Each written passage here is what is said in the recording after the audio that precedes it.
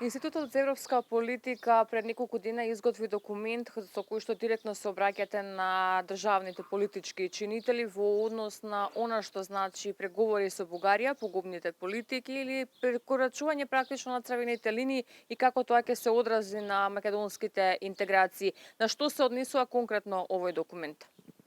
А, Јас би се вратила чекор назад, значи нашиот документ е изработен заедно со Институтот за демократија и има цел да креира основа и за дискусија во јавноста за тоа како евентуалниот договор со Бугарија би се вградил и би имал влијание врз нашите преговори.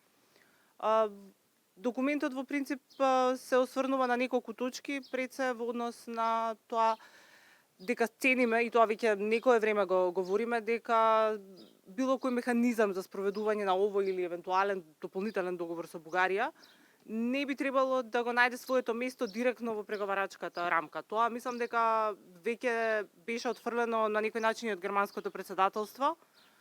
Сега имаме нови претседателства, нови услови, нови дискусии помеѓу владите.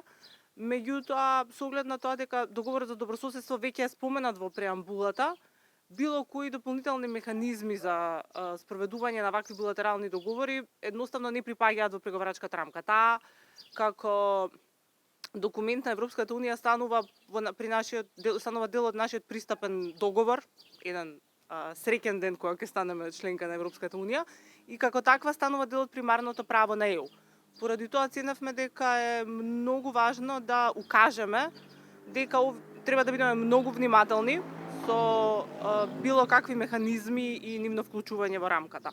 Дополнително укажуваме дека со оглед на сите дискусии цениме дека македонскиот јазик мора да биде без било какви квалификации, мора да бидеме многу внимателни со било која форма на унилатерална изјава од едната или од другата страна. Мислам дека и за ова имаше веќе поддршка од земјите членки, како и укажуваме на одредени ризици во однос на можеби прераното внесување на бугарската заедница во уставот. За неа веќе јавно се дискутира.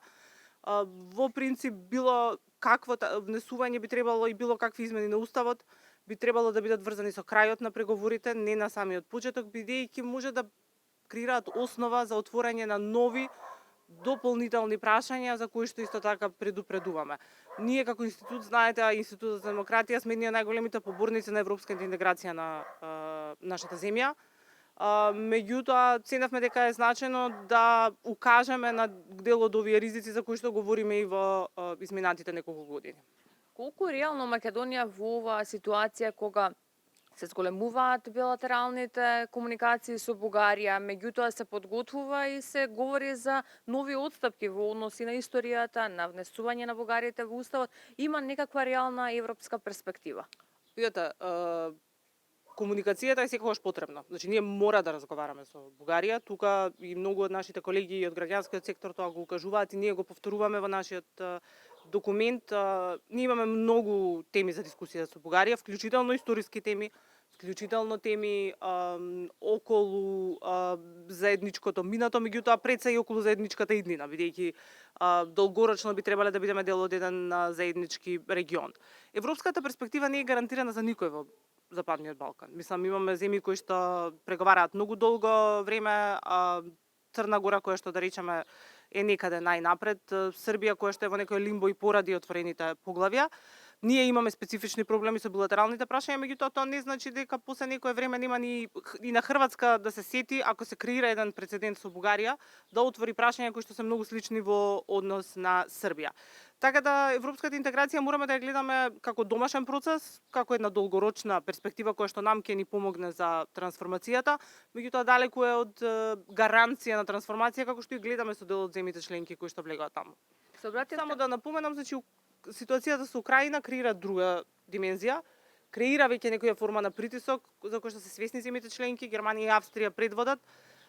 Тука меѓутоа воедно треба да бидеме свесни дека земјите членки ние мора да влијаеме и со нив за да се креира и одредена форма на не би рекла веќе притисок да се поттикне Бугарија пред се оние актери кои што се противат на договор. Мислам дека е јасно веќе дека премиерот постои волја Петков. но постојат многу други карики во Бугарија кои што веројатно ќе треба да се решат за да може да дојдеме до решение кое што ќе биде и достоинствено и кое што ќе истрае и нема да има погубен ефект врз нас. Така, се обративте директно до претседателот Пендаровски, до премиерот Ковачевски, министерот за надворешни работи. Добивте ли некаков одговор од нив во однос на вакви документи? Тие да очекуваме одговор. Мислам дека секако тие повеќето дел од нив се и од надвороземјата, значи документот е објавен практично вчера, завчера. Секако очекуваме дека ние имаме директна комуникација во кој што ќе ги представиме своите